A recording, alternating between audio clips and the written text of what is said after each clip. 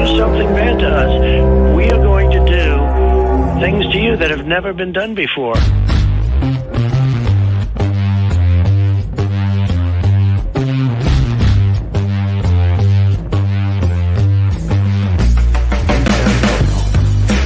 What the is that, dude?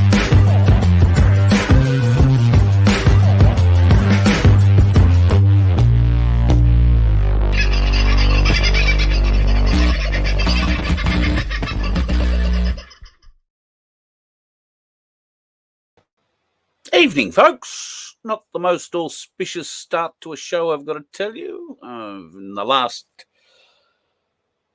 35, 40 seconds or so, I've managed to knock something over that is, well, thankfully I'm flat, so it's not running all over the floor. It made a bit of a mess. A little bit disappointing. So, right, we'll try not to... Oh, shit. Well, the show might be a bit interesting because it's all over my notes to a point where I can't actually reach it all at the moment, and the notebook is soaking it up. So I think I'll have to leave that down there for the time being. This could be interesting. We'll see how it all goes, shall we? How's life, the universe, and everything in your part of the world? Bloody cold, I would say, is what it's like in my part of the world, although today it has been a reasonably nice day up the top of the hill here. In other parts, certainly down, I believe, on the Gold Coast and through parts of Brisbane, it was raining pretty hard. I was speaking to somebody who was in Melbourne yesterday. God, love Melbourne in winter. Melbourne's temperature range yesterday was 1 to 11, apparently. So 1 degree felt like -4, and it got as high as 9 throughout the whole day. I fondly remember my years living in Melbourne. Working, I used to live in St Kilda and Elstonwick, Elwood, down that way, and I was working in Richmond at a radio station there, and I was part of the breakfast team. So we were coming into work at 3 o'clock in the morning, and I can tell you that the only other place that was, I'm going to say colder, but I don't know that it was colder. It was probably on a par. Certainly colder at times was Canberra. But, oh, God, if you've ever lived in Melbourne, and God knows anybody who's walked around the city and had one of those strong southerlies come through you, the winds in Melbourne don't go around you. They just blow straight through you. And unless you are rugged up, ready for it, and you really need to go to Europe to buy your winter wear, even some of the bigger, heavier stuff in Melbourne doesn't keep out that cold. However, I did find a solution while I was there many, many years ago, and they were all the rage. I think John Farnham might have started it. Overcoats. And I had a microfiber overcoat that for the better part of 4 years was the only thing I ever wore walking outside, aside from jeans and a T-shirt. I didn't need to have jumpers and wind cheaters and all that sort of stuff. This microfiber overcoat. And I remember at the time it cost stupid money for what I was making. It was like $400, something like that. And I bought it on one of the cheapest streets in Melbourne, Ackland Street in St Kilda. And I've got to say, though, for $400, it was a hell of an investment. And eventually it fell apart. Must have taken, probably close to 10 years for that to happen. I really didn't want to get rid of it. It was one of those things I was happy to wear around and with holes in it until it fell off me, because surprisingly, it was still very warm. But yeah, haven't had a jacket that warm again, unless we're counting the one I'm looking at just around my corner here that's hanging up behind us. And that's the one that Black Sheep handed me in Tasmania when I got off the plane there a couple of years back. And that's a hell of a warm jacket. That's a Milwaukee heater jacket with batteries and the whole deal. Hand warmers, sock warmers, keep your hand up your bum warmer. It's a bloody hell of a jacket, that thing. And has saved my ass on more than one occasion. The problem with it is you get a bit dependent on the battery, and for whatever reason, it tends to suck them fairly solidly, fairly quickly. I've found the easiest, if I have to tell you, one of the easiest ways to make it work is to turn it on, heat the jacket up, and then turn the thing off, because your body heat sort of amplifies what's in the thing. Otherwise, it gets very, very hot. Maybe I shouldn't have left it on all that time. Who knew? So yeah, that's probably the other warmest jacket I've ever had. But overcoats in Melbourne this time of year, very definitely, I would think, would be the go. And I feel for anybody in the construction game. Oh, I'm sorry. Is there anybody still working in the construction game in Victoria? So many companies have gone under. I'm wondering, but yeah, the guys on the high rise, anywhere this time of year, south of probably Rockhampton, is always going to be a little bit uncomfortable, I suppose. Who got into the room first up tonight? Let me get up at the top here and start saying hello. It's been a while since we've had a bit of a chat, so if you've got any questions, throw them in now, and by the time I get down the bottom, we should be able to get to the question time. Rachel, speaking of cold-bloody, how are you, darling? Rach was first in the room, and happy birthday to everybody, right on the dot of 6 o'clock. Happy Toys Day to you too, Rach. Taswegia. Rach is in Tasmania, and I want to say, I'm not going to identify north, south, east, or west. The simple fact of the matter is everywhere in Tasmania was cold, and probably still is. One of the surprising things I found about Tasmania in my time down there, with Black Sheep driving me around, and we basically did the East Coast from memory. Yes. East have much more, and Black Sheep's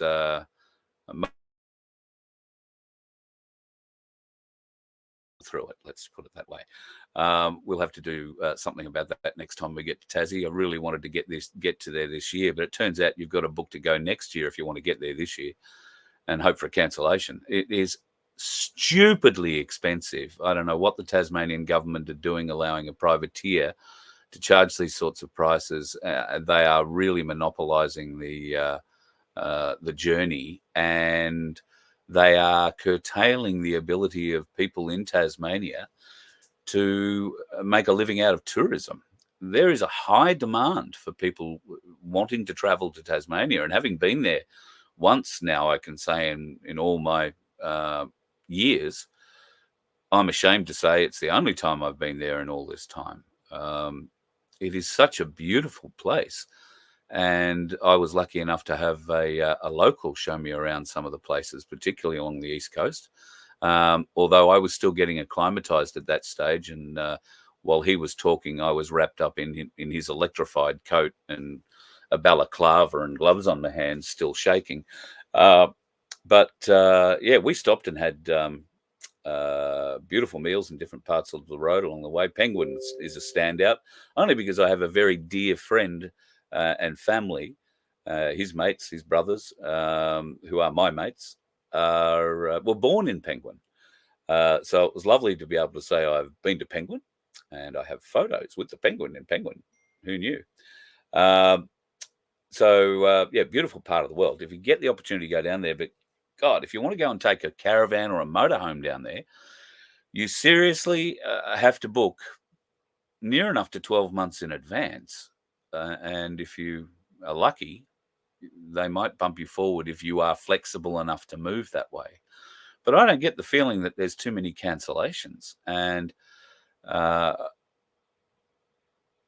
okay, there's only a certain amount of space on the ferry to get not just the tourist traffic or locals who have been on the mainland for whatever reason and taken their vehicle over.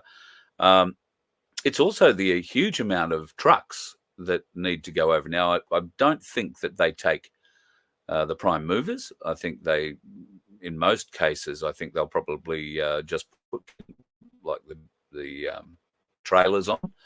But there will be trucks that are not separate to a trailer, 10 tonners and that sort of thing. And they'll be taking produce or goods over, and they'll be maybe coming back in, I suspect coming back with a load as well. Is there call, or is there already a freight service that goes over any more regularly than the public ferries? Is there any way that the pricing on the ferries is premium? I mean, it really stupidly expensive. I mean, you can go on an international cruise for 14 days for less than it'll cost you to take this with a little trailer on it over there, or towing a tow car. In fact, I wonder whether or not they charge me twice because it's a car, not a trailer being towed, because that's the kind of almost predatory pricing that they seem to be employing. So I really feel for the Tasmanian public, because they are losing such a huge amount of money from people who want to come over and spend time. And I think we talked about it earlier this year when I was looking at it. The plan was to attempt to head over in February, March, and I was looking at that in December of last year. There were 2 dates in late March that I could get on the ferry, but I couldn't get back from Tasmania until the end of July.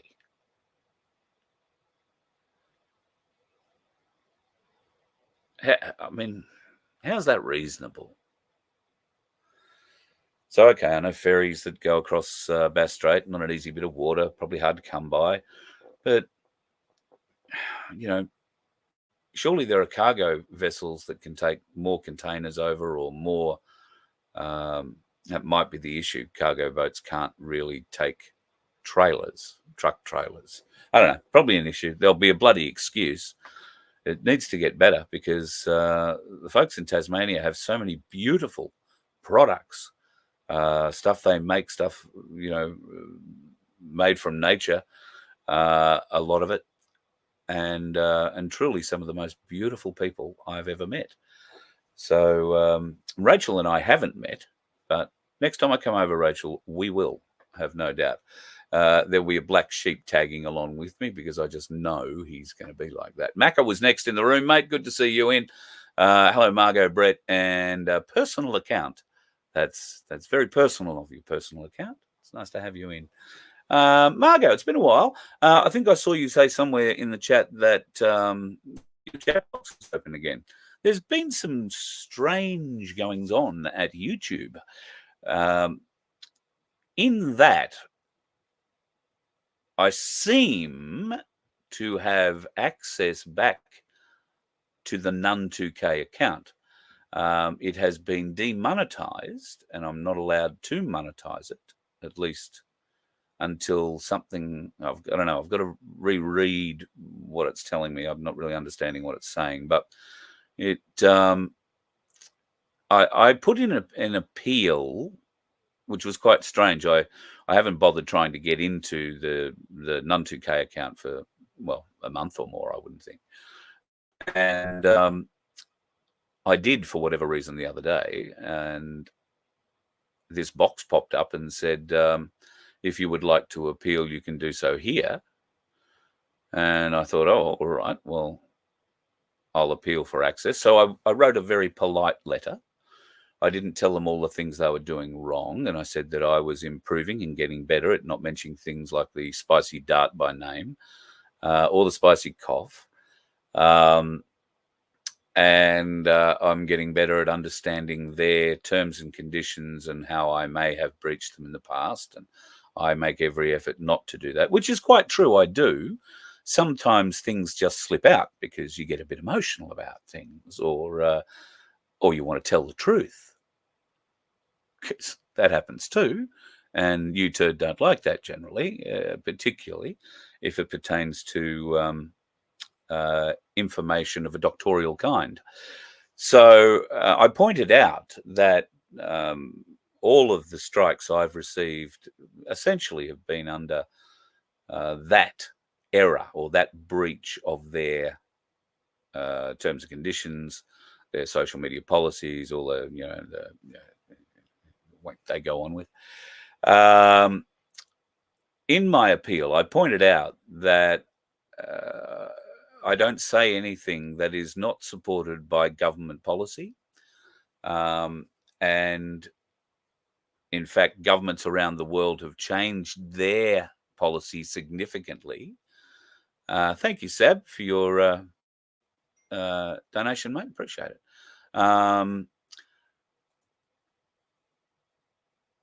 Yeah, so I pointed out that the information that their information is based on has changed in many parts of the world, and that their policies of the doctorial kind, I don't want to say what it is, but you get the idea.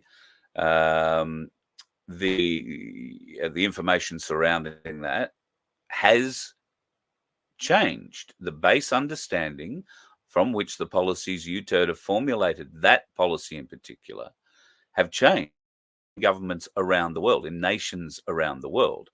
So if anything, their policy is now out of date and out of line with the majority of countries, certainly those that have general and free access to the internet.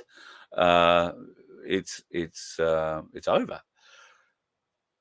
So I feel that whoever is in charge at UTIRD at the moment, I'm sure nobody looked at my appeal. An algorithm looked at my appeal, and I want to say that somewhere in the deep dark back end of UTIRD, algorithms have been changed, modified in some way to one degree or another in the last month or two, certainly more than that. I also wonder what it means for channels that have been simply removed. The Voice of Freedom channel was removed, just turned off, unplugged, and gone. And I lost access to None2K because of that. They were cross-linked. If you know how YouTube works, you've got a main email address you log in through, and then you have a safety or a secondary email address. Well, those two channels were cross-linked. One email address, the main, and the backup for the other, while the main for the other was the backup for the first. So when they pulled that, it pulled my access to both. And it's taken, well, however long it's been off now for me to gain access back to the None2K channel. Still not fully. I only discovered this late this afternoon. But I will go into it tonight and have a little bit of a look. So maybe that might be why there are chat boxes appearing. Is there a like button if you happen to be watching through the None2K YouTube channel? Is there a like and a subscribe button? If you're not already subscribed, would you please do it? It's been an interesting exercise to watch how UTIRD have been blocking the like button and the subscribe button, particularly on this channel, on the None2K channel. This channel was building followers significantly about 2 years ago, when all of a sudden it stopped. We started noticing that there was a big difference in the reaction we were getting from emails and turning up in places and people coming up and talking and 200 or 300 people turning up to have a chat at events I happened to be at. We knew the effect was much larger, and in fact I had one particular gentleman who contacted me through a university who wanted to run a test, if you like, where he was going to get 1,500 people. He said he had access to 1,500 people who could, all within the time frame of the show, log in and hit like and subscribe. And I gave him starting numbers from prior to that show. And a couple of days later, we got to sit down and discuss the findings of that particular show. So we had 1,500 people who liked and subscribed to that one particular show. I got one new subscriber and no likes for that show. And yet we know there were 1,500 thumbs up and there were 1,500 subscribers, of which 1,499 didn't get it. I've also heard many people tell me, and I don't know if it still goes on now, but certainly this is going back, 2 years now, where YouTube removed the ability to subscribe to this channel. There was no subscribe button, and they removed the like button as well. However, through various different means, people were at times still able to join, and when that became difficult, the Voice of Freedom channel started up, and many people went and signed up there as well. Now, I'm sure between the two channels, we've got a few double ups, but this channel was growing significantly quickly to the tune of, some 1,000 or more people a week were subscribing to it at that time. I genuinely have no real idea of how many people watch this show. The analytics that I get through YouTube and have had limited access to in the last 2 years, very limited access to, indicate a number of very, very positive things. However, it still says I have the same amount of subscribers that I had 2 years ago, and nothing's changed there. 10,672, I think it is. Occasionally, I'll get an analytic analysis of my analytics, and it'll tell me that I've had 14 people leave, and yet my actual subscriber number is up 250. So YouTube numbers, as far as I'm concerned, for the Voice of Freedom at least, cannot be relied upon as an accurate representation of the audience that watches this. So if you are watching this tonight, and I can see that there's, well, at the moment there's about 350, well, say just between 352 and 359.60, it looks like at the moment, bouncing between different platforms. That's about all I can expect and hope for on the bandwidth that I'm able to generate. Bear in mind, I'm not broadcasting to one channel, I'm broadcasting to 7. So there are 7 bits of bandwidth going out, and I'm only counting 3 channels. That this counter only sees 3 of those. So it doesn't count who's watching on Rumble or through Cairns News or anything else. So the audience I know, though, is much larger than what our YouTube figures would indicate. And thank you to everybody. If you haven't already done so, please go over to our Rumble channel and subscribe to that. That is the Voice of Freedom. Subscribe to that channel. Those numbers are growing significantly as well. However, I am seeing evidence the same kind of thing is happening over there. And they are owned by the same company, YouTube and Rumble. They're just different arms of the same octopus. However, the terms and conditions are a little more loose over there for whatever reasons. And you don't quite, I don't think, get the ads that you may get on YouTube. And while there are ads, I can tell you that there's no great revenue generated from it. In fact, we got a payment last week, I think, from Rumble, and it was $62, $62 something. So, and that wasn't because we're not getting a lot of views. It's just that they don't pay very much. They don't pay like YouTube pay or whatever. And just back onto YouTube for a moment, if they are going to restore channels, the Voice of Freedom may well come back up. And I'm pretty confident the Aussie Cossack would like to get his 156 to 170,000 subscribers back on YouTube as well. Although what content he would be putting up now from inside the consulate, I'm not sure. I was speaking with Sean Ambrose, as you know, the other day, and Sean is in contact with the Cossack quite a lot. So unsurprisingly, I wasn't joking. Lots for roaming the streets of the protests and getting people to talk. He's also doing a lot of very deep historical stuff as well. That's more on his bat. He is a wealth of historical information. our Mr. Ambrose, and well, I'll let him tell the story. He did one night in Singleton, an old show in Singleton, and might have been the night Ricardo came to town, I want to say. If not, it was around that time.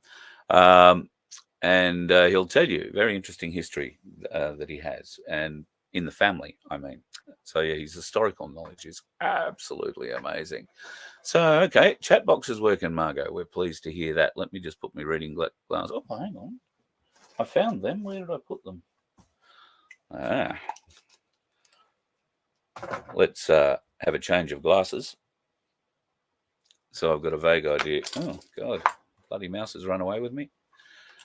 Have a change of glasses, and I don't have to go lifting things up. G'day, Daniel. There you go. First name I see when you come in. ASIC is toast. I haven't heard or seen any news about that, but if you have some, stick some down the bottom there. I'd love to be hearing all about that. G'day, Harm. Hope you're well. Byron Bay keeping you good. Another cold night expected, brother. So rug up, probably wet too. It's been wet down along the coast all day today, so I hope things are going well for you, mate, and the motorhome travel nicely. Rach, what are you saying here? You're losing interest in a lot of what is not happening. Much is a waste of your time. I think a lot of people feel that way. That said, you love us all, and time here, the only place you feel connected. Oh, God love you. Well, we love having you here, Rachel. And I'm glad you feel that way. It makes me feel warm all over. I know Sunflower will love that, and Aussie Sue and Michelle. And they are the three, I have to say, I believe, mainly responsible for the love and the feeling that comes out of that chat room. Those three individuals put nothing but love into what we do here, and I can't thank them enough for their support. And for their sharp eye in the chat. But I've never been much of a person for chats. I've always found them to be vicious little dens of ego that, people somehow become empowered and brave when they've got a keyboard in front of them, and yet, will say exactly the opposite to your face if given the opportunity. I hate that kind of thing. So I really didn't involve myself in chat rooms or chats much through the internet age. The chat that we have here, I just love it. Even the trolls that come in here, eventually we win them over or they leave. They may not win over to our side of the argument, but they stop the trolling. They might raise questions, and that's fair and fine. But there's no point in trolling, no point in pointing the finger and being, smart ass or, and I don't think we get too much of that. I see very little of it in the chat, but then again, I see very little of a lot of the chat. But from what I hear from Sunflower, pardon me, who emails me occasionally, we don't get, trolls, the really bad ones that some others do attract for whatever reason. And for that, I'm eternally grateful. But I think it's down to you lot that we have this great chat room, this great family, and we do care about people. I don't know what's happened to Veronique, because I don't get to say her name much anymore. Now, I don't know if it's something I said. God knows there's been a few Bosie lovers who put a line through my name after a few of the things I've said recently.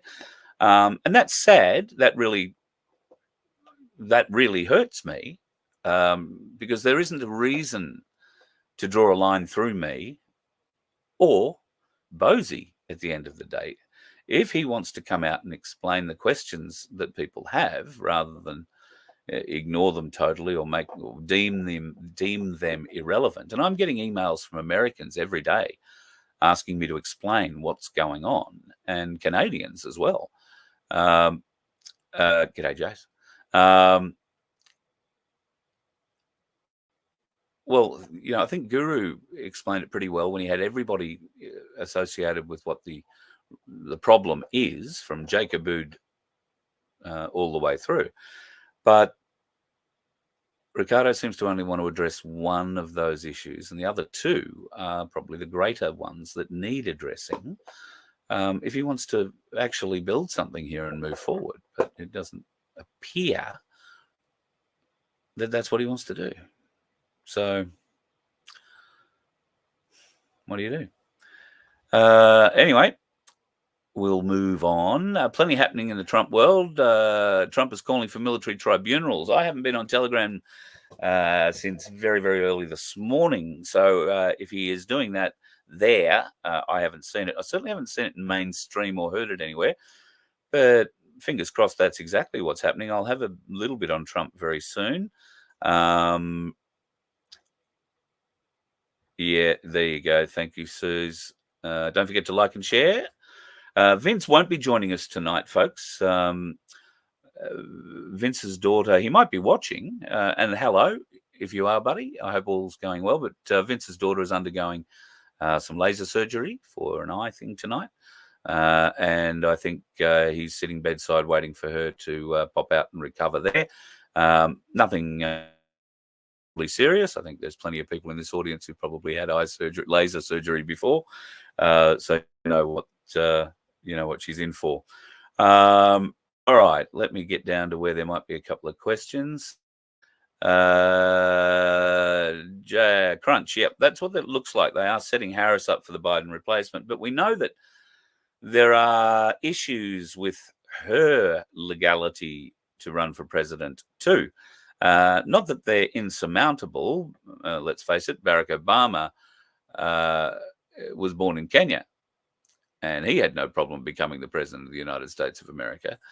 It turns out, if you were listening to last Friday night's show when 107 was on, he alluded to the fact that Kamala Harris is not native-born American, that she's in fact British and was born in Spain. Now, I don't know.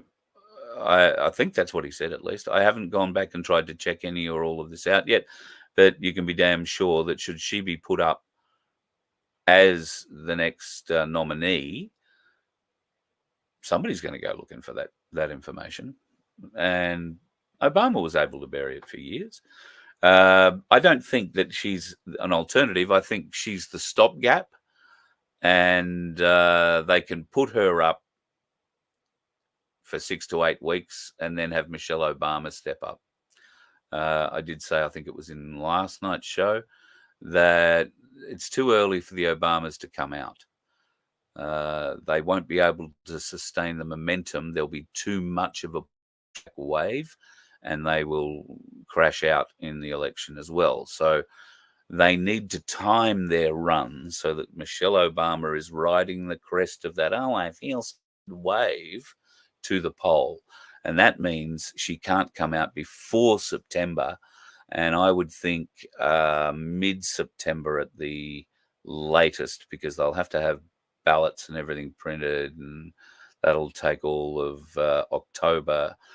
So, yeah, maybe even September. So I would say by the second week of September, if Barry hasn't announced himself, rather Big Mike hasn't announced himself as coming out, and I don't mean of the dress, I just simply mean out to run for president, then maybe that won't be happening. But I can't see Kamala, whatever it is, being. Do you?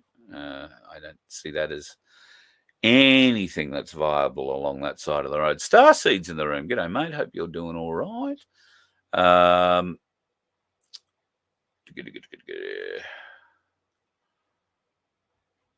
Yes. Well, that'll be the same for us, Daniel. And one of the interesting things that Sean Ambrose will bring to the party again tomorrow night for the Friday Free-for-All is a discussion about some freedom of information pages that he has requested, or documents that he has requested, regarding elements of what you're talking about here, foreign registered administrations. You may have heard in the interview with him about the 7 Gaslight program. He was in the audience, and the question that he asked was related to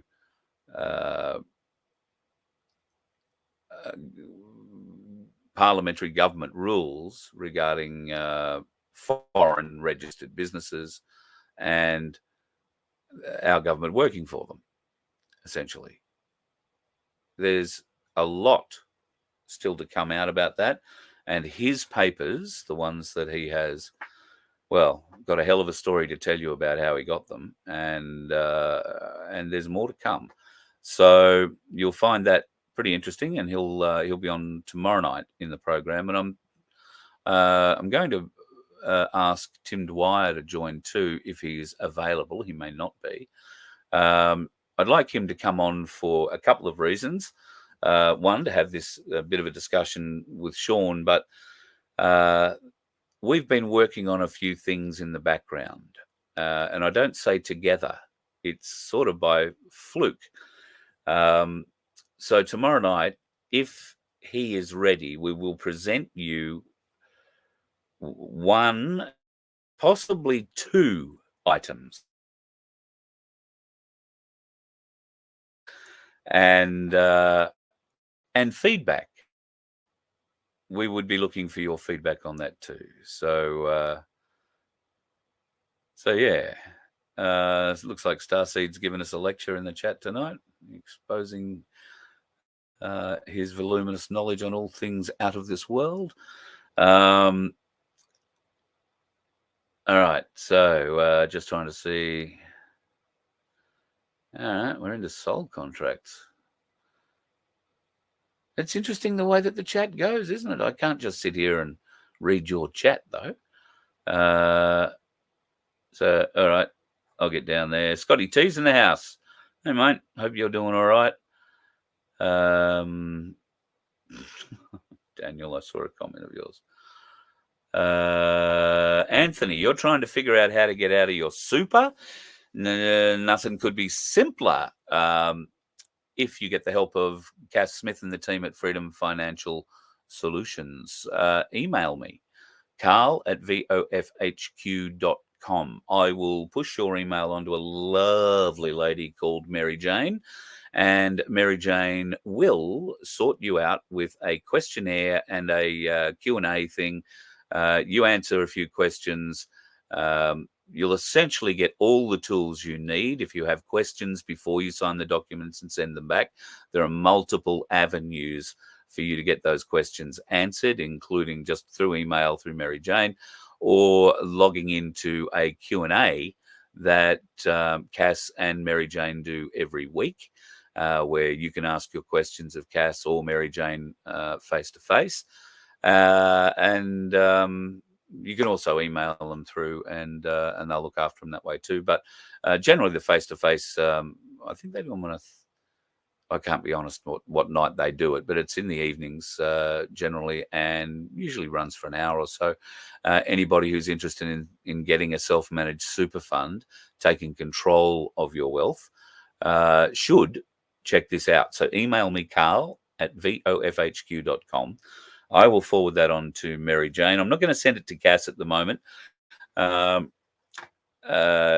is essentially having a break.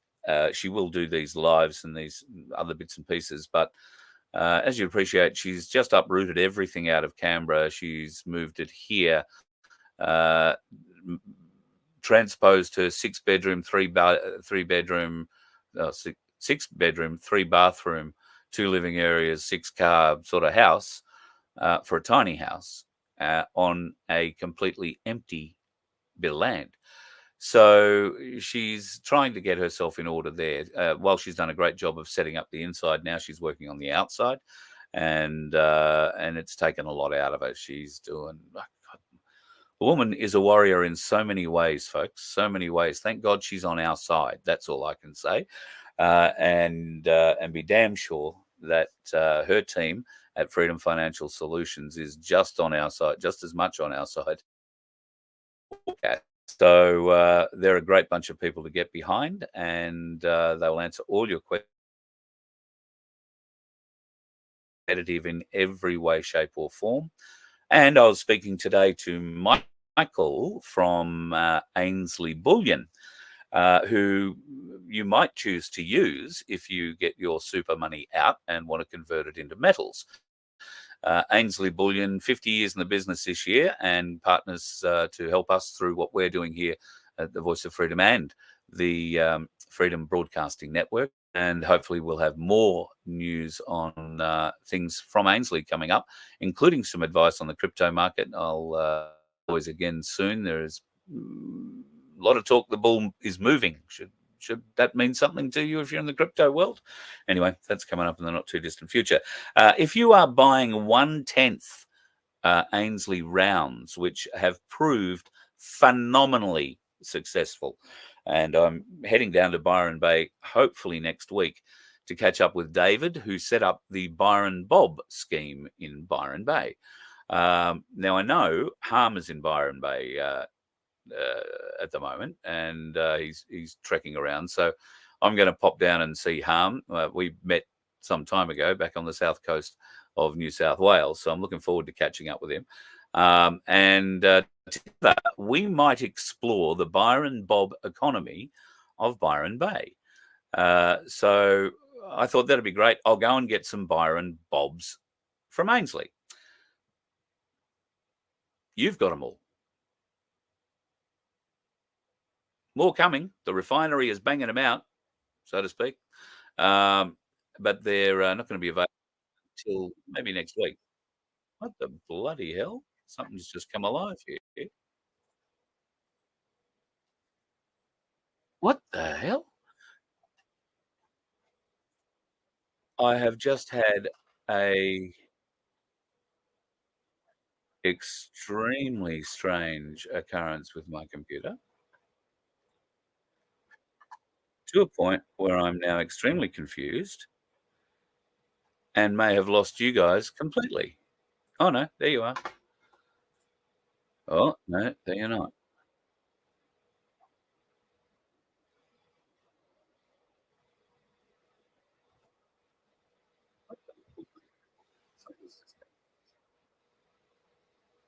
Okay.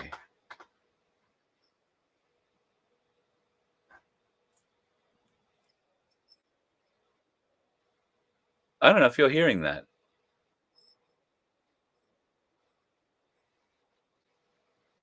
I don't know if I'm still on. I don't even know if I'm on the right. Let me see what else there is going on here, because for some reason I have been kicked out of. Hang on. I might have found you back. Wow. Right. There is some weird shit going on here. Let me just get to that and turn that off. And maybe. All right. There's still a huge lag. This thing has opened multiple windows on me, folks. Sorry. And I can't work with that. Let me just see what it's. Just the kind of shit you need to have happen when Vince is not here, hey? Okay. Wow. That is such a bad lag. Let me turn that off. Huh. All right. I think I figured out what. Not that I know how it happened, but for some reason or other, it looked like Project Matilda came alive. My hands were off the controls. So my apologies for getting a bit off track there and can't remember what we were talking about. So there you go. Sunflower has entered the room. God love you. What's going on in the world? I saw something about a cancer unit. Now I've got to scroll up and find where you ended. 2 big medical centres being built in Noosa. I heard today that Queensland Health is now going to be offering telehealth services from nurses and doctors rather than you having to go in anywhere. They will advise you what you should do, whether you should stay at home, whether you should get yourself to the hospital, what medications you might need. I gather if you do need a medication, they will just email through the prescription to your preferred supplier of prescription drugs, and all you've got to do is get there to get them. Would that be the case? Not sure. Okay, so there's a few chats there about the Tassie thing. Martin, what have Cossack, Bozy, Guru, and other freedom fighters been up to? Cossack's working for Russia and trying to figure out how to get there, I'm pretty sure. He's working for RT and Sputnik and basically reporting on Ukraine. He still can't step outside the consulate, and if he does, he faces arrest. I think now he's been in the consulate quite a long time. Must be coming close to a couple of 100 days. Oh, yeah. Has he been in a year? He's probably done more time inside the Russian consulate, a free man, than he ever would have done for charge they laid against him for walking into a police car park and, showing police cars. However, he seems to know what he's doing. He did manage to get Russian citizenship out of it. So, all was not lost. That's probably the best way to put that up. Thank you, Source Creator, over on Rumble. Hit the thumbs up. Subscribe over there, folks. Go and like and subscribe at the Rumble Voice of Freedom channel. Stop fiddling with my buttons. Sorry, it wasn't my buttons. It was my glasses case. Clapping it. So, yes, I've put it down now. All right. Getting down the bottom of all those. So Queensland at the moment is setting up a telehealth system whereby I guess you sit at home, wait for them to ring you, or you can sit on hold and watch their on-hold music. Is that what happens? I don't know. If you're still mad enough to actually think that they're there to help you, God love you. And I guess there are times where we all need to go and get help of some kind or another. But, I pray that it's not you or anybody you love who needs to go and see anybody in the medical fraternity anytime soon. There's so many worrying things there. Dusty. Oh, okay. So folks have been trying to like and subscribe, getting no response. I'm not getting any notifications on the YouTube channels, any of them. I am getting the Rumble one. It comes out, and occasionally I get a Facebook one. We're not being seen on the Wake Up channel anymore. Somehow that got taken over or whatever. I set that up, but maybe I left somebody else in control of it and they didn't like what I said. So anyway, I'm not too worried about that. Do I know if Cossack's missus is staying with him at the consulate? Yes, as far as I'm aware. She is allowed out, and I'm not sure if she has a job. She used to work at the consulate, so it'd be a bit of a bummer if she works and lives there now too again. But she has family outside in Sydney, so I'm last time I was talking to him, I mean, that's so long ago now, I couldn't tell you when. She was certainly with him at the consulate, as far as I'm aware, but she was able to go out.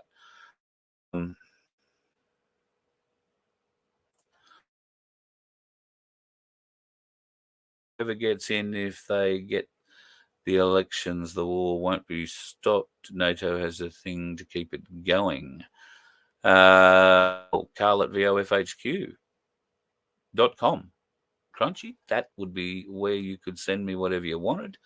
And if there's a number you want me to call you on, let me know and I'll call you. We can have a chat about it. I think I've got half an idea of what you might be alluding to there. I may be completely off the rails as well. So yeah, don't go thinking that. Okay, telehealth is all right. You have your chat and then you get a text message with your script. Okay, that makes perfect sense. Hello, Becky O from Truth Seekers. You might be available tomorrow night too. I always like having the ladies' perspective when we've got a very blokey kind of show. So if you're available, honey, we'll talk, and I'll send you the link for tomorrow night's show. All right. Can we confirm Ricardo Umberto is indeed a Mongol?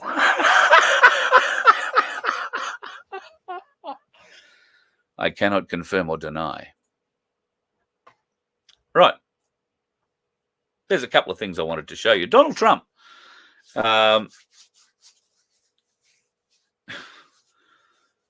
You've got to love the way he markets himself.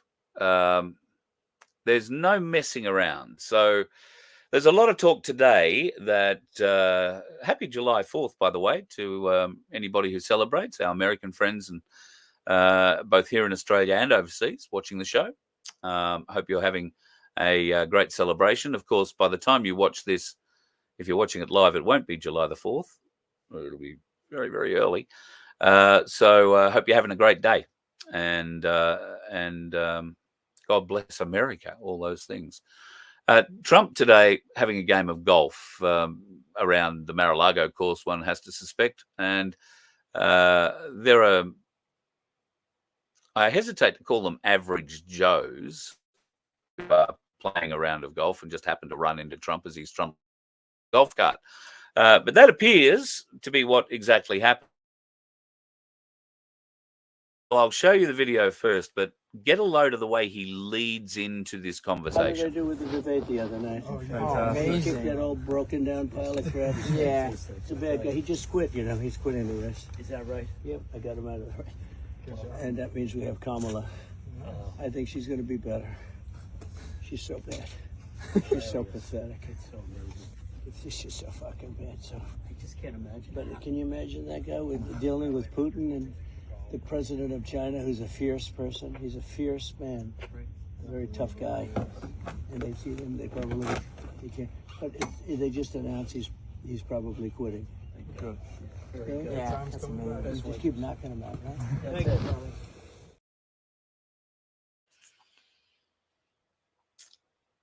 So I've probably got two questions about the way he leads into that. Right. The first one is, how do you think that I went the other night? So he's fishing for an answer that will give him a direction as to which way the conversation is going. If there's a hesitation or there's a, oh, yeah, you know, sure, you did all right, but, you know, he's an old bloke, or trying to make excuses for Biden, he would have taken the conversation a different way. What was he paying for? What was he handing over? And I can't quite tell what denomination note that is. I'm not really familiar with American currency, but who's he tipping? What's he tipping? And I understand it's a tipping culture. I mean, you tip a bloke for taking the golf club out of the golf bag, but he didn't get a golf club taken out of the golf bag. All he did was drive himself somewhere and pause and ask some people what they thought he did, what they thought of his performance the other night. At which point, he then doesn't take questions like, you know, if you're running into normal strangers, that kind of thing. He gives them a story, which I think is a very believable story, that indeed Biden will be out probably by the end of this weekend. And as we spoke about earlier, every chance Kamala Harris will be put in until such time as they can wheel out Big Mike and ride that wave of support. Now, just think of how low Biden's current approval rating is. If you believe in polls, go and have a broad look at a number of polls, and any of the more believable ones will have Donald Trump miles ahead. There is one poll I saw come out today that had Trump leading 51-49, I think it was, Biden. I don't know how on earth anybody could come up with that, but it must have been certainly in one of those very Biden-strong states. there is a new map of America. It's mostly red. There's very little blue in it, and the general push, the general feeling for Trump is very, very positive. I've seen more questions, not maybe in tonight's chat, maybe it was in last night's chat, regarding his sentencing for the bullshit crimes he's been convicted of, and how that has now been pushed back until September, I want to say it is. I would suspect that it will never happen. It will never get to sentencing because of what's happened out of the Supreme Court in the last couple of days regarding presidential immunity. I don't think, given that he will appeal this case, and there's probably every chance that the appeal will be heard before the sentencing is heard, and therefore the sentencing won't be able to go ahead until the appeal has been heard. So we're still looking, even short term, at a couple of different legal aspects that have to play out. But it's a huge trap, folks. And the deeper the Democrats keep pushing this and pushing this and pushing this, it is the deeper they are moving into that trap. It is a brilliantly laid trap, which throws open or gets rid of large portions of precedent that have protected every president until Donald Trump. Now, pardon me, it can be used retrospectively, and every presidency can be reviewed, and every president can face charges, just like Donald Trump has. Now, those charges in Biden's case and the Obama's case would be about the theft, the embezzlement, the blackmail of millions and millions and millions of dollars, tens to hundreds of millions of dollars in corrupt payments they've accepted and hidden. And not many people, I don't know that a great deal of information has been released too broadly in the public about the Obamas' wealth after their 8 years in the White House. But you are going to see some amazing documents about that. And when you do, that American guy, I think I played it to you last night. Do I still have it here? If you missed last night's show, I can't remember if I played it or not, and I hope I did. If not, I'm going to play it now. There is an American guy who's extremely upset, and so he should be.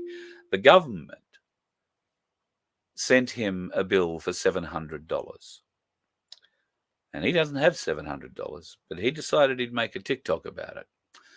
Now,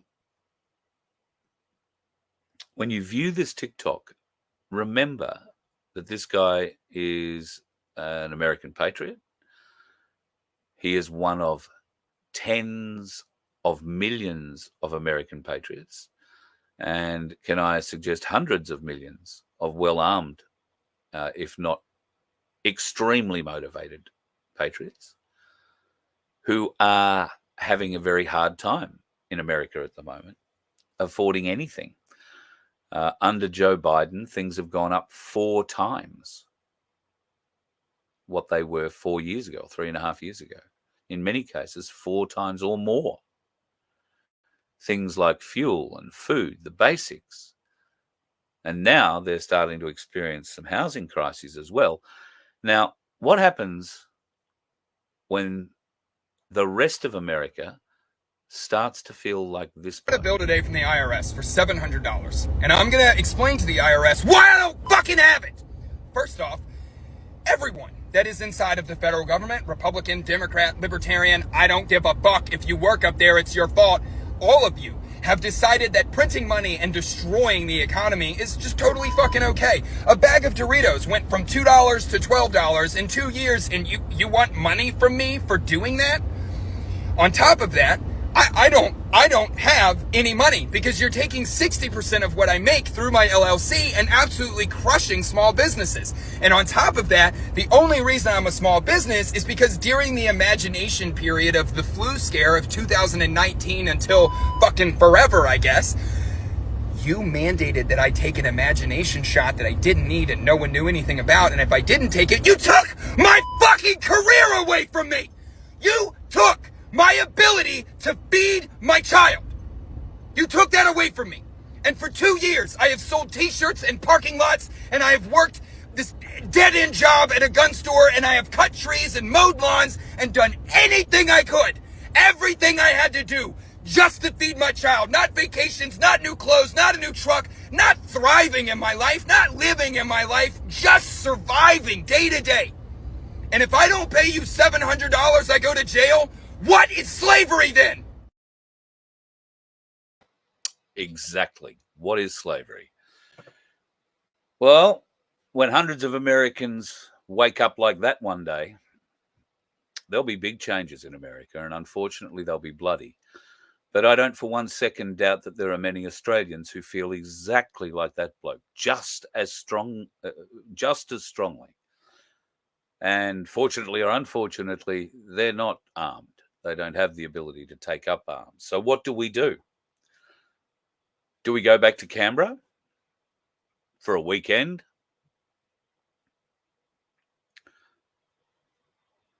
Well, I don't think that's going to work.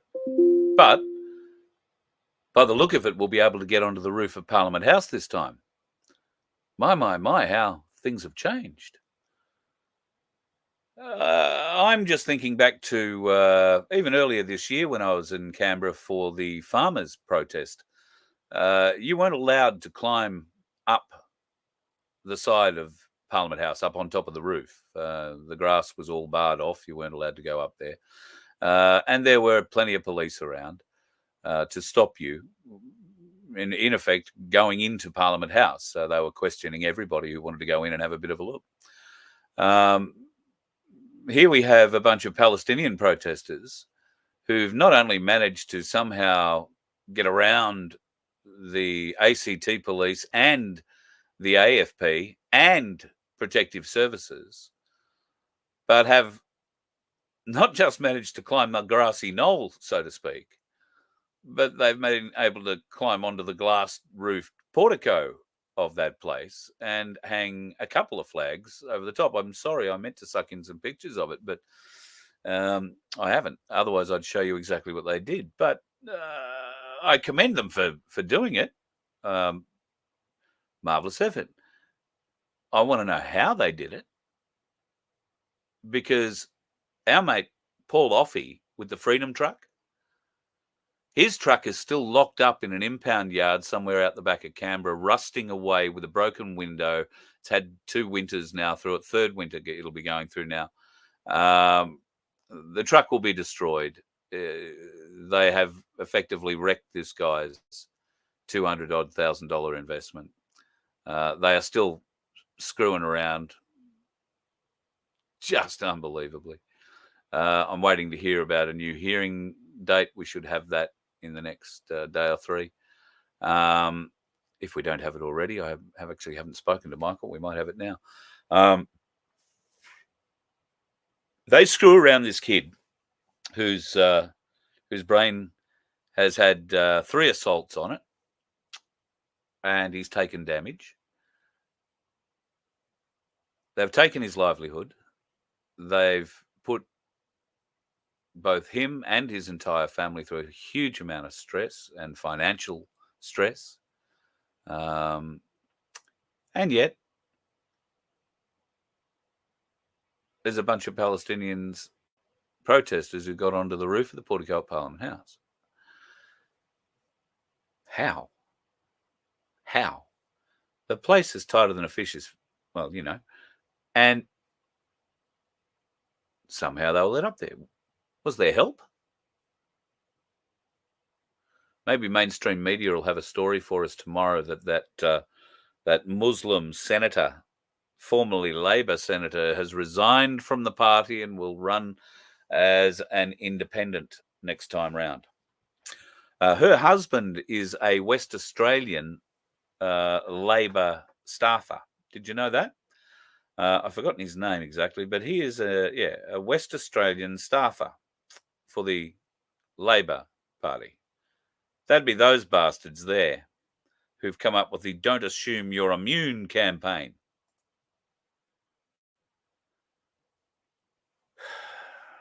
God love you if you're in Western Australia. I fear for you too. I really, really fear for you. Yeah, well. Now, listen, while I haven't heard that it's actually happening, there does seem to be some memes running around.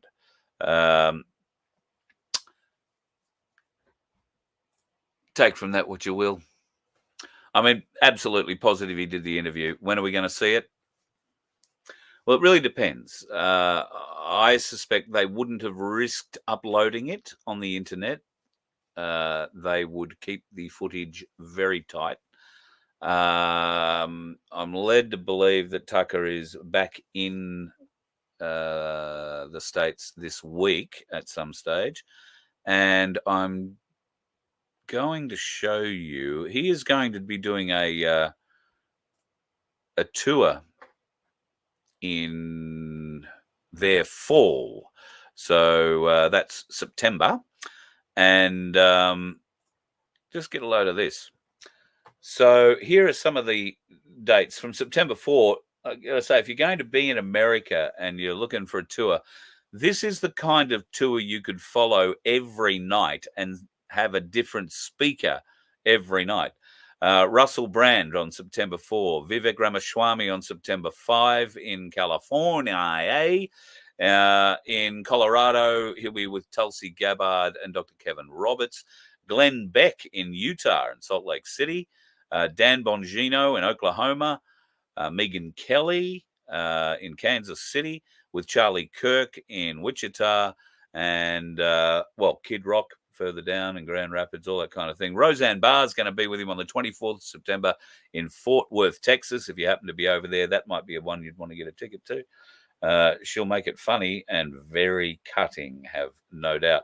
Donald Trump Jr. will appear with him September 28th in Florida. So if you are interested and you happen to be going to America at that time, just saying, what a tour, those names.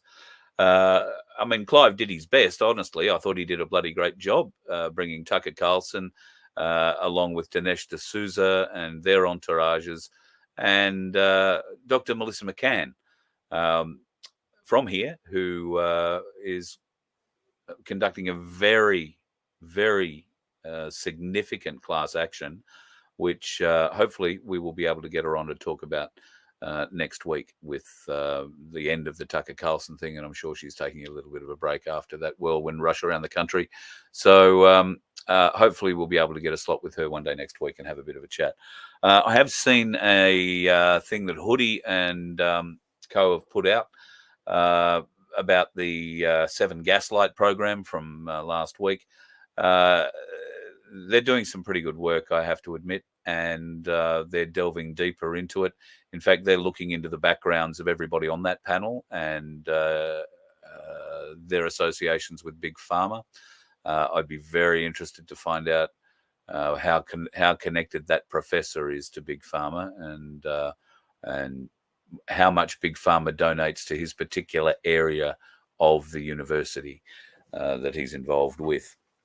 So that and more. And it looks like they've got quite a team behind them to do that. I'd love to do it, but there is only me and only so many hours in the day. And unfortunately, I don't know that I make the best use out of all of them, but by God, I'm trying. So that's how life, the universe, and everything is crumbling at this point in time, folks. I'm going to... yeah. You heard Tucker Carlson got angry at the Tucker dog in Goulburn. Well, no wonder he got angry, because the Tucker dog in Goulburn is a sheep. The dog on the Tucker box is in Gundawindi. No, what? Gundagai. No, where? Not Gundawindi. Gundagai. Along the Hume. You can actually park and have lunch beside it. I have. Though not from Oliver's, just between you, me, and the gatepost. So yes, if I was Tucker, I'd be angry, because if they were expecting to see a dog and they saw that sheep, that would have been a shock. Quite a shock, I would have thought. Jack, you raise a very significant point. Muslims can't get Australian citizenship without committing fraud. You're right. The concern for me, her husband is an Aussie guy, and he wants more Muslims in the parliament, and said that she shouldn't resign because she has more ability to attract more Muslims into the Labor Party, particularly. And what we need is more Muslim representation. I'm a bit concerned about our representation. I was having a conversation today with somebody who's deeply distressed, works in a government department, is deeply distressed about some of the things that are going on in that department, from a phenomenal wastage of money to the cover-ups to the active managerial directions to keep handing out the money. Keep handing out the money. Keep handing out the money. Doesn't matter what excuse or how much previously. In fact, I've heard stories today of people who've had access to a couple of $100,000 a year as a budget for their care, who have been paid that all in one hit, and 2 weeks later are ringing up demanding more money and getting it. I've heard stories today of court cases, people who have been defrauding this particular system have been taken to court, and we, the people, have lost. If I went into details about one of these cases, you would be appalled at the benefits that this one particular person gets, including enough money to buy themselves a nice little $80,000 sports car and free trips to Melbourne and Sydney on us, amongst other things, a lot of other things. I've heard stories today of doctors who are claiming support and getting the paperwork done by other doctors so that they are able to gain the maximum amount and level of support. One of these doctors I heard today, I have no proof, but I heard today, had a budget of $800,000 given to her. $800,000. And she's still practicing. How's that work? Oh, yes, eventually the fraud department might get to look at it. Eventually. And then, because of the way that this act was written, the laws are so weak, so useless, so filled with holes, that we, the people, the government's case, doesn't really have a snowball's chance in hell of winning. And then we become liable for the court costs and everything else. This is because of the incompetence of the people we elected to that place to make those laws. These laws in particular were made under the auspicious oversight of the red-headed clown and Kevin Runt.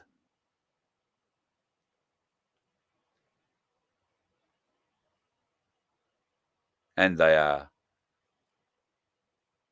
handled, I think that's probably a nice way of saying it, handled by one of the senior Labor Party people at all times, and Right now, that happens to be one of the most senior and one of the most adept at dealing with backroom deals and shafting we the people, Bill Shorten. One day I hope to be able to tell you the full story of what I've been told. At the moment, it's just hearsay. But if any of this is borne out to be true, we should be absolutely horrified and demand these people brought to justice, not just the ones in the parliament, in the bureaucracy dishing it out, but the bastards ripping us off. Because it's not the person in the wheelchair that can't speak or move that's doing the ripping off. I won't say any more about it, but it shouldn't be too hard to figure out who is. And it's costing us billions.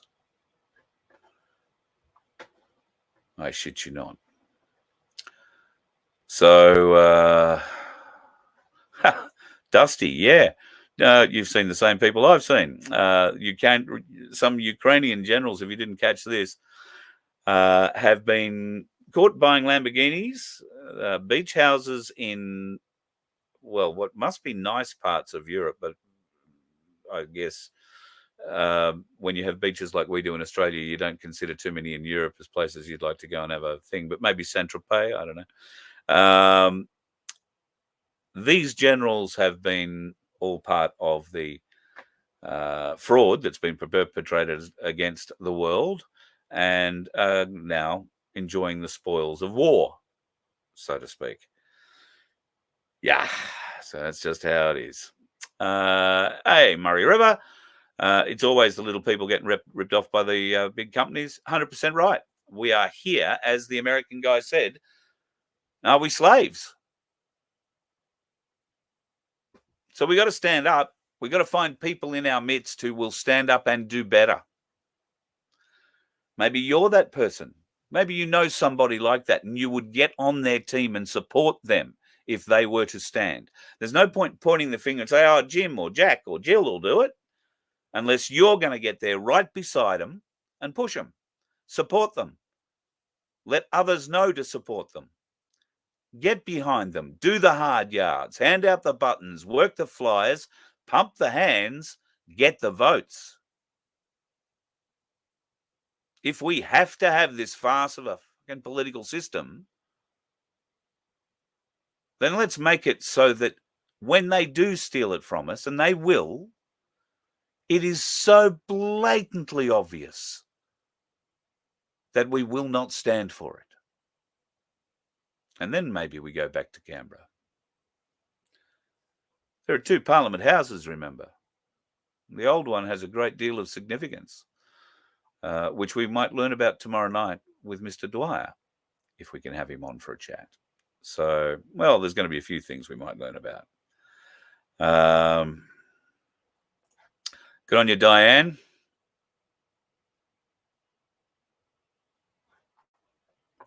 I think that part has merit. If you stop the money supply to government, things will happen. And yes, they can throw paperwork at you and legal systems and all that, but it takes years to process through all that, and this won't take years. They can't run on no money for years. In fact, I would go so far as to suggest this: if we all refuse to pay bills, if we all refuse to pay anything government,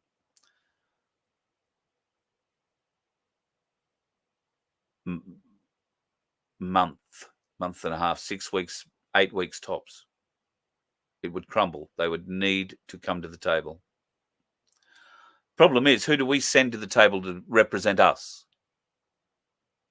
Because we know we can't trust our representatives to represent us anymore. Most of them are solid gold bought and paid for. Who by?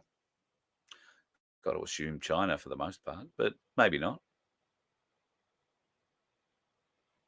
Maybe others are involved. Maybe darker forces are involved. And by that, I don't suggest Putin or Z. Well, maybe Z, but certainly not Putin. And I don't have to live in the Russian consulate or be paid by Russian media to say Putin, Putin, Putin, Putin, Putin. Didn't say it as energetically as Tucker Carlson. But then again, I don't have that bit of hair at the moment out the front either. All right, listen, I'm starting to blather on, so I'm not going to do that. I'm going to disappear off and try and warm up because it's flaming cold tonight in the bus. And I'm having one of those. I'm sure people who are on the road all the time have these issues, and they've got, and I know what the fix for my issue is. Ordinarily, this wouldn't be an issue, but somehow my fix that I have employed for this issue failed this time round. And I have misplaced a key. And that key opens up the locker that contains my LPG bottles, which I require to make my gas heater work in the bus. I'm buggered if I can find this key. So if anybody happens to know a way to pop a bin locker on a Winnebago that's locked without destroying it, but I guess if I've got to put a drill through it, I will, because it's getting too friggin' cold not to. I've run out of gas in the bottle I'm connected to. I do have another full bottle in there. I just can't get to it. So yeah, pick it. That's the theory. I think somebody has actually had a go at it. Looks to me like somebody's jammed a screwdriver in there at some stage. Not me, like prior. But I have had a key in and out of it, so I should, in theory, be able to pick it. Cracker Carlton Coldy. Thanks, Ed. I'll have to go and watch a lock-picking video on the Tube of Ubness and teach me how to do it. Dusty, thank you so much for your inspired donation to the conversation. It will be exactly in the last place I looked. And, I look and I continue because I thought I'd looked in all the last places, but it appears there is still one last one eluding me. I've even taken to going through the grass around here, thinking that, I've dropped it in the grass, but pretty much all the grass on one side of the bus now is gone because it's the walking side, and the other side is kept pretty flat simply because it's on a very steep hill and the goats don't mind eating the grass there. So I haven't found them there anywhere. But anyway, picking it is probably the best idea. You're right. So I'll have to see what I can do about that. I should spring tree. My Thai smiling assassin, I think, has left the country. I get no more text messages offering me free 3-hour massage or not to pay for any of the chiropractic work I had to have done for the weeks afterwards to put me back in alignment. So anyway, no, missed out on that one. There you go. Yeah, Crunch, you're on the right road there. Nobody can fix it. You're right. The good Lord it's in his hands and his timeline. But I feel that timeline is a moving forward, folks. It's a moving forward.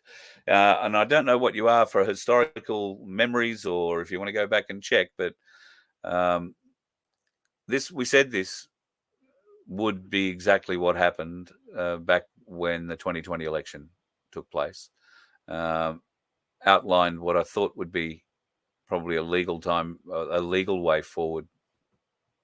I'm not saying I told you so. I'm just saying if I could see it, many others could see it. And while we keep saying it's a movie, it's hard not to get involved with it at times. It's hard not to get emotional about it. But I still trust the plan. Still trust the plan. I'm seeing enough. I'm hearing enough to believe there is a huge amount going on in the background. I've still had no confirmation of Nasara Jassara coming live anywhere in the world.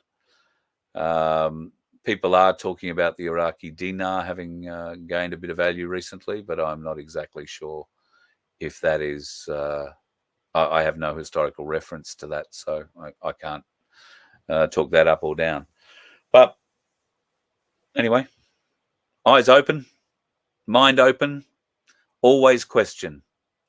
Never take something said for gospel. Always do your own research. Always question. Never simply swallow whatever bullshit. I was going to try and put a nicer word on it, but it's not. It is bullshit that they are trying to force down. Resist at every opportunity. Do not comply with the bullshit they are introducing that is restraining you, your life, your ability to live a free life. It has to stop. And maybe one of the ways that it stops is by starting to get people who really represent us in a place that really is for all Australians before it's for Ukraine or any other leftard fantasy fraud happening in the world. And on that note, enjoy your night. Avoid the dickheads on the road. Love you lots, folks. You can always donate at vofhq.com. We love your help. Thank you. You let one ant stand up to us, then they all might stand up. Those puny little ants outnumber us 100 to 1. And if they ever figure that out, there goes our way of life. It's not about food. It's about keeping those ants in line. That's why we're going back. Does anybody else want to stay? Let's rock!